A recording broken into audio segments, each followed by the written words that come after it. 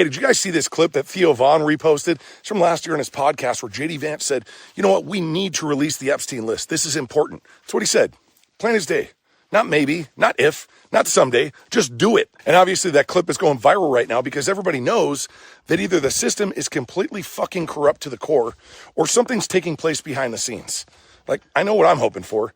And I'm not here to make excuses for a guy that pulled a bait and switch on his campaign promises, but hear me out, because this goes way beyond flight logs and secret lists. Maybe this is about leverage, global, untouchable, nuclear fucking leverage.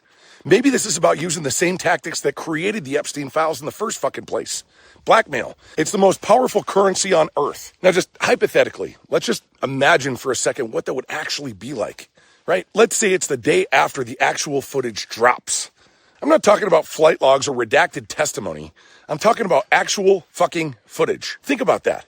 Undeniable proof of world leaders, billionaires, global elites doing unthinkable shit to children. Not speculation, not theory. I'm talking about fucking proof. Full exposure. What happens then? Governments collapse. Markets implode. Cities burn. The whole system unravels because evil that deep, hiding in plain sight for that long, it shatters the illusion of order. And when you rip that level of power out of a corrupt system without a plan to control the fallout, you don't get justice, you get chaos. That's what happens. Now imagine, you're the one holding the footage. You could release it, or you could use it. Not for money, not for revenge, but for leverage, to dismantle their networks, to force resignations, to neutralize the most powerful system of evil on earth without blowing up the world in the process. And if that's the case, that's not corruption.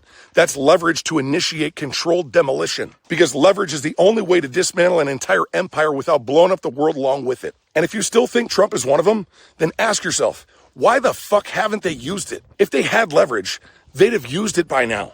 But they didn't.